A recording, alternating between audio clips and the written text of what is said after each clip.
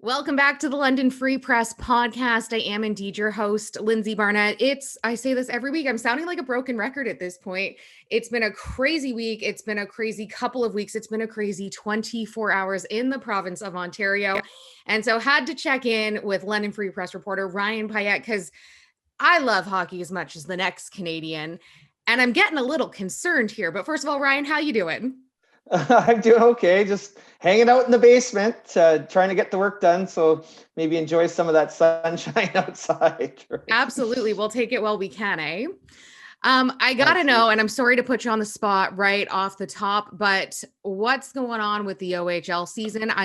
Last time we spoke, I was so optimistic. I'm starting to kind of lose steam with that.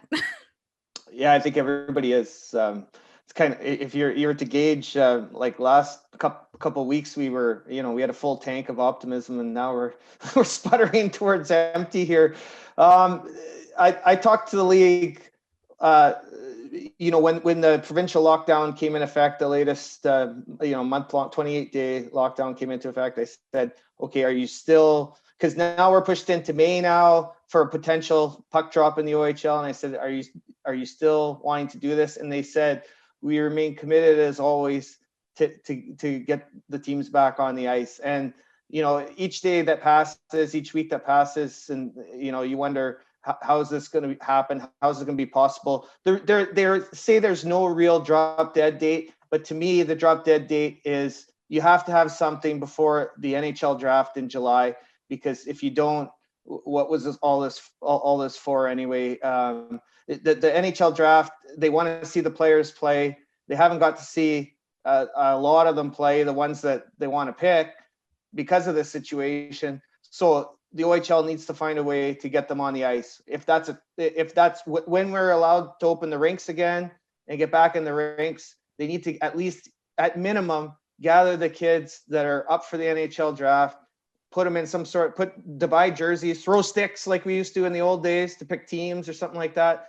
At least do that. If we can get the London Knights playing the Kitchener Rangers or the OS Sound Attack, that to me, that's kind of in pipe dream territory now. But if we can do that, that would be fantastic. Everybody would love to see it, but there are a lot of steps that need to be taken before we even get that far. But please find a way to get these kids looked at by the scouts. The scouts are waiting there ready to watch them. They just need to find a way to make it happen, and for it to be safe, of course. Absolutely. I think the big question is too, and I don't know that anybody is going to be able to answer this except for the players themselves, but what kind of shape are these guys in? Like, hockey rinks closed province wide. I know they're at an elite status versus, say, a house league peewee team. Gyms are now closed, though. Are these guys even in any kind of physical shape to get going and put their best foot forward for these NHL scouts? Oh yeah, like I would say, Lindsay, I can't speak for all of them, but these kids are highly motivated kids. They'll be in shape. I've been really surprised, like obviously I haven't covered a game in almost a year and a half now, but I've watched the NHL, I've watched the NBA, starting to watch the MLB baseball. I talked to the Olympians, Maggie McNeil here, the world champion swimmer. She's breaking all kinds of records. And not too long ago, she was swimming in her parents' backyard pool trying to get ready. The football players are finding ways. I talked to the Brown twins, I remember, and they built a gym in their grandparents' garage. These people are very industrious, and they're doing things that I really couldn't believe that they'd be able to do. I thought things would come back sloppy. I thought there'd be all kinds of, errors on the ice, for instance, or in the field and that sort of thing. I've been pleasantly surprised at how good quality the TV viewing's been and that sort of thing. And, I'm amazed at some of the things these athletes are able to do and the resilience they've shown. And I think the OHL players will be no different. Most of them have found ways to get on the ice, and you can guarantee that they've all been working out, even in their basements at home. I think we probably all should do, I should do a little more sit-ups and all that, but they've got the teams pushing them. They meet as groups weekly. Sometimes, I talked to Ben Buchhold, who hasn't played a game for the Knights. He was their first pick. And he says The team's always engaging with me. Mark Hunter calls me once a week to see what I'm doing and how I'm doing. And it's amazing that we think, you know, because we don't see them on a week-to-week basis, like at the rink, to kind of catch up on them, but they are doing things. And I do believe that when they do get on the ice, that people will be surprised at the quality they're able to see. Well, I think the old saying rings true. All I just kept thinking about was where there's a will, there's a way. And I think you're absolutely right. These kids are definitely hungry. Like you said, if we do see a season, and I'm skeptical at best at this point, as are a lot of OHL fans, is it actually going to be safe? We're watching COVID-19 and the variants rip through a professional, the Vancouver Canucks right now. That is scary. Like their season likely done, 18 players testing positive out of the 22 so far. Do you see protocols actually being in place that will make it safe for the OHL to play? Yeah, not today. I think what really concerned me was with these variants, when we started to see, like you look at the university, I looked at the universities closely because these are the, and the high schools, because these are the kids, the ages these kids that are in the league are at. And I mean, the OHL return to play plan, if you're going to have bubbles and you're going to put these kids in, the plan was to put them in university. Out west, they've got them at university dormitories. And that would be the plan here, to get them into an apartments or dormitories. Well, now we're seeing outbreaks of kids of that age and happening at schools like Western and Waterloo. And these are the where you'd house these kids. So, you know, obviously with try to isolate them from any students that may still be, you know, on campus or around. I know the schools are trying to tell the kids to go home right now, but, and that's the thing, like, they're telling the kids to go home. And I think the OHL would, you know, there's a lot of smart people making those decisions, and the OHL follows that closely. They followed what U Sports did. The U Sports was one of the first, with the Western Mustangs, they canceled all their sports early. And to the point where I thought, is this maybe a little too early to cancel, you know, back in the fall? But they thought they saw what was coming. So, you know, I think the OHL, they look around at that. And as much as you want to say, well, they're playing in Quebec, they're playing in the Western League, you know, they're playing in the pros, they're playing in the NCAA. The NCAA Frozen Four tournaments happening in the US this week.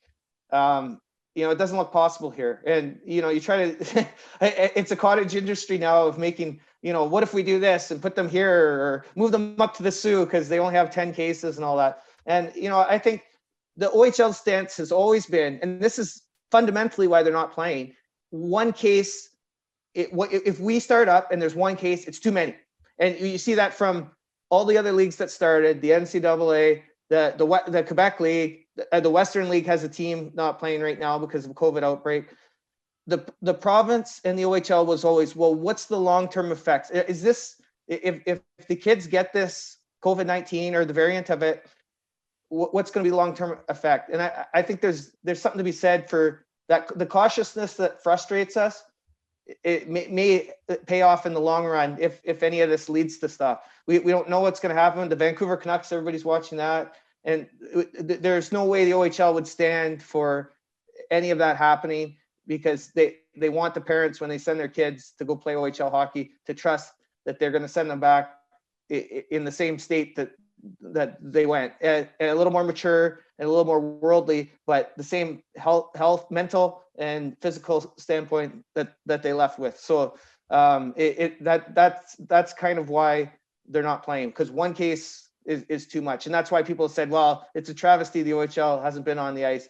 Well, at the other end of it's nice that not one COVID case can be traced to OHL playing hockey.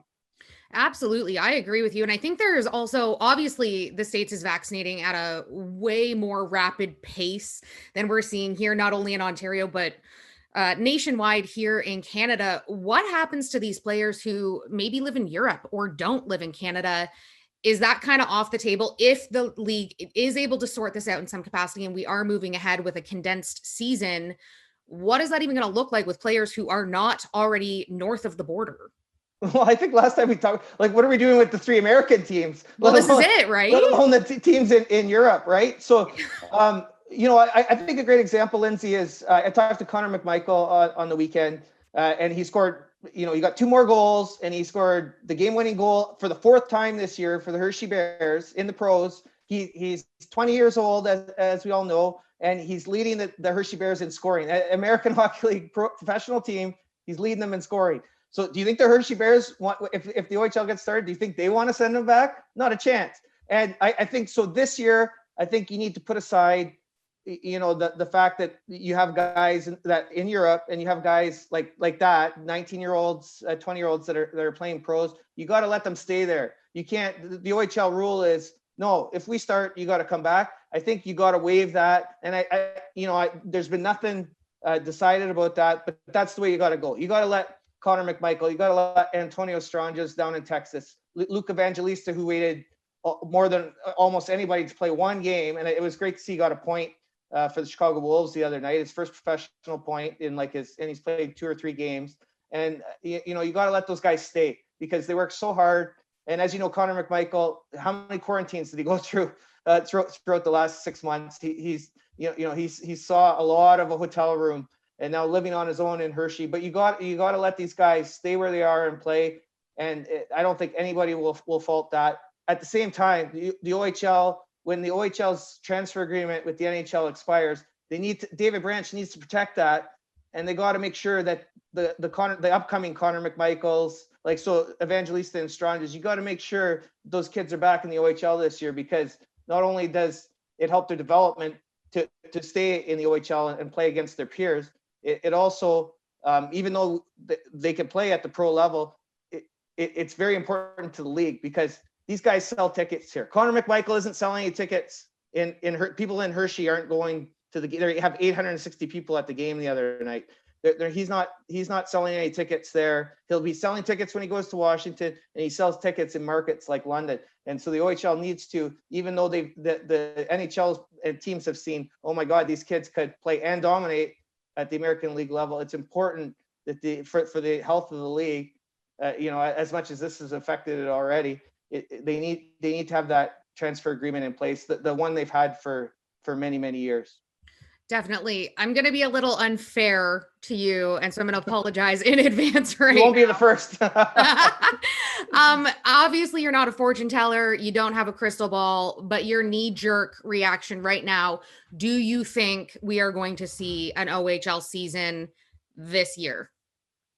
No, I really just sitting here in my basement with nothing open, and we're going to be curbside picking up our groceries. Looks like for the time being, I can't see how it can happen. They're working on it. I'm sure they're working on it, but you need money from the government to get this going. You need a safe place to go, and I think, Lindsay, that the best case scenario is like I laid out earlier.